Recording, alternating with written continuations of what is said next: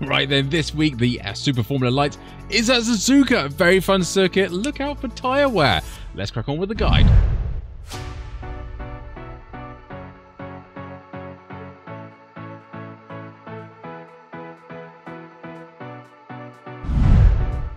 Yes, here we are, Super Formula Lights at Suzuka. What a great little track this is. Absolutely adore this track. There's kind of only 3 overtaking places, really. Coming out the hairpin, obviously down in turn 1, I should say. Going out the hairpin and going into Spoon Curve, which is very, very awkward, and then sort of into 130i into the last chicane. Slipstream will be huge in this car. There's lots of long straights and lots of accelerating corners. The S's are particularly challenging if you go too fast. The rear end of the car will step out. And be careful on tyre wear. I actually got an iRacing spotter warning that said we need to look after our tyres. After 13 laps, they were down into the 40%. So they could be getting a little bit slippery in the 30-minute race, but an open setup might help that out. So please bear that in mind. Otherwise, these are the sessions we're going to use for the wet and the dry session. There's 2 laps here that I'll break down for you in the wet and in the dry. One will be the fixed weather is fixed weather because I want the session to stay completely the same, so then you can use the 2 as a comparison depending on what weather conditions you get in the races, which should be interesting because the S's in the rain is going to be challenging. Talking about the rain, oh yes, we've got lots of puddles, lakes, rivers, and even a few oceans around, so I'll try and point them out as we go around. Not too bad of a circuit. I think it's quite abrasive, hence why we had tyre issues, or tyre wear issues when we're in the dry, so I think that helps us in the wet, but particularly the S's coming up the sort of hill, you have to be a bit cautious with there because there's a lot of direction changes and you need to be gentle. Degner 1 is dangerous for many, many reasons. So yeah, it's a circuit, treat it with respect, and you should end up on the old tarmac. But yeah, I think that's about everything. We've seen a little bit of the wet, so yeah, let's crack on with it with the breakdown laps. Right, Suzuka, fantastic circuit around here, and it's a long drag race into turn 1, which is very fun in the dry, tricky in the wet, as we'll find out a bit later. But we're using this little service road right there on the left-hand side, just to our turn-in marker. And we want to brake just as we get to the apex. We can take it flat out, and then when we get to the apex, brake in a nice smooth line and continue the curve round. Try and keep both corners as one big corner and get a nice late apex here. Build up that throttle again. Don't run too far wide there because you will bottom out on the curb and potentially spin, so be cautious about that. Going through these S's now, this is going to be quite awkward for the track guy, but the first one is absolutely flat out. Try and keep middle of the circuit around this one. A slight lift, you can have a downshift as well. Late apex, we want to compromise this to sort of open up this corner. Nice late apex.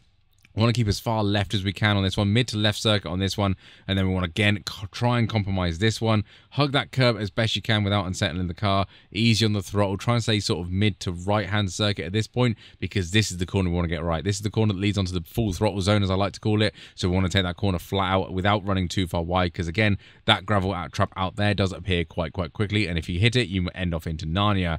Coming down to Degner 1 and 2 now. This Degner 1 is awesome. We're using the 50 marker there. Just a turning point. Dabber brakes on the way through. Avoid the apex curb. It is the size of Mount Everest. And then as we get to this point, just before the green AstroTurf ends on the left, brake nice and heavily. Third gear for this one. A little bit of curb on the way through. It's a lot nicer than the first one. But be careful of this curb here. You can bottom out there and get an off track. It's very awkward for your lap times. So be warned. Coming into the hairpin now, we want to turn around just as we get that. This is absolutely flat out. As soon as that white line there sort of gets in a straight line, you want to brake down it all the way down the gears into second gear. Get nice and close to this apex here. Actually, first gear, it's that tight.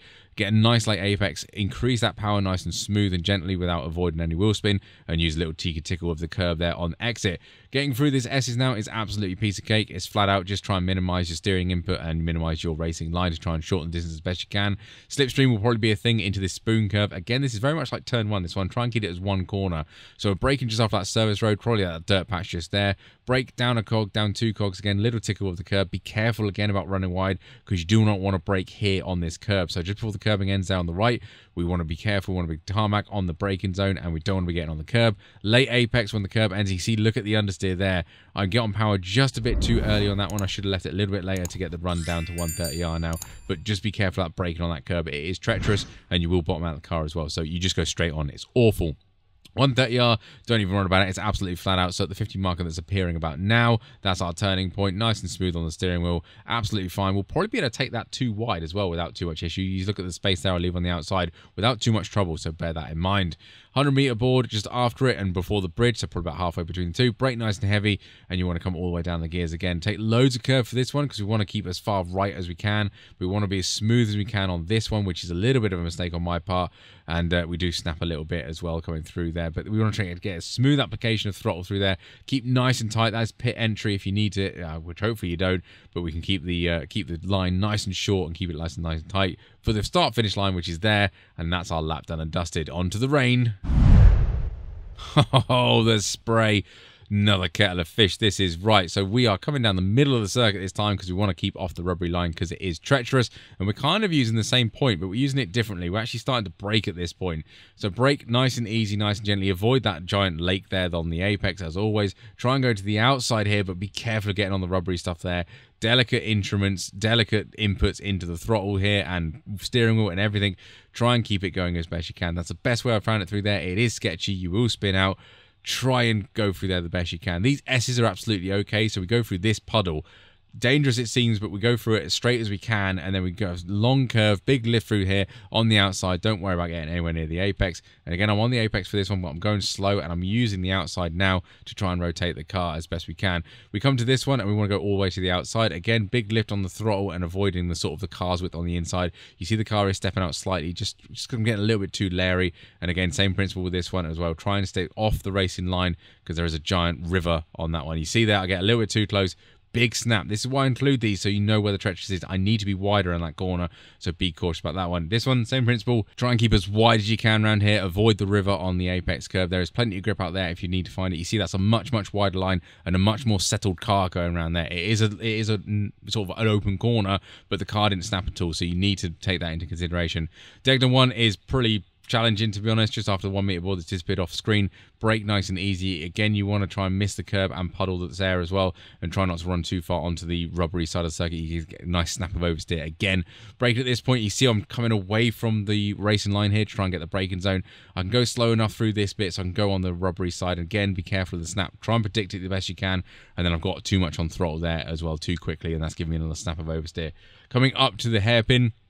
Again, you want to lift on this corner, probably at this point, just as you see the corner. Big lift, let the car gently go into the corner. Again, try and keep wide. I think I'll get another little wiggle there, and I'm braking off the racing line in a straight line as best I can, nice and gently. This corner is slow enough so I can keep on the racing line as it was on the apex, so it's not too bad. But again, be cautious with the acceleration coming out of here.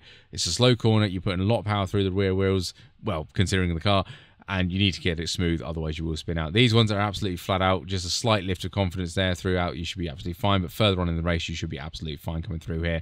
Again, keep wider because the puddles on the apex curve are treacherous, and then we're coming into the spoon curve. So way before this sort of surface road down the right-hand side, brake nice and easy. Try and do the same principle. Brake off the racing line. Get near the racing line on the curb, but try and keep off it. And then in this braking zone, you kind of end up here, so you have to brake on the racing line. But again, take it cautious. Take it nice and gently. This is a critical corner to get a good exit on because it leads up to 130R, so it's a big full throttle zone. So just feeding that power nicely. Try and tame that rear end. You see we're getting a little bit of wiggles there as we come back onto the rubbered line.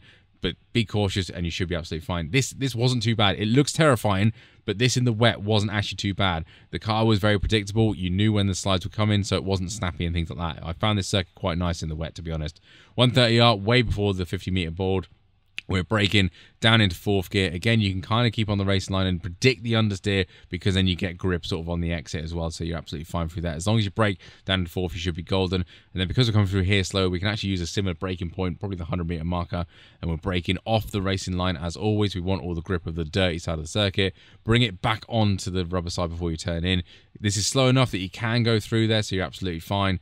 And give these a little tickle on the way through as well. Be careful of this puddle, because you get another big snap again, so avoid that puddle. But the first puddle is absolutely fine. It should be golden, and then be easy on the throttle. Remember on the dry, I was nailing the throttle at this point, just accelerating. Not so much in the wet. Try and go to the outside as well because it's a little bit more grippy and reduces the steering angle on the car, and you should be fine. But that is us across the line in the wet. Right then, both laps done and dusted, and I fingers crossed that helped you out.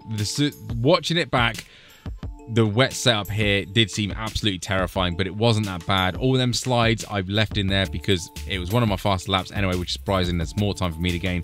But also it tells you where the slides are as well and where you need to be a bit more cautious and take the line wider than what I did in that scenario. So this is why I think it's important to show sort of little mistakes in there and you can get around. It wasn't as scary as what that guide looked, that was a very sort of sketchy, and I lost it like 3 or 4 times, but it was quite predictable, and I'm feeling quite confident. Turn 1 is tricky. I will put that scenario in there. Turn 1 is very, very tricky. You will spin out there a few times, but this is what I do these videos for, so you guys can go in there with some preparation and a little bit of practice to know what the wet's going to be like. Otherwise, thank you very much. If you did like this video, don't forget to like and subscribe. I love your YouTube stuff, and I'll catch you on the next one.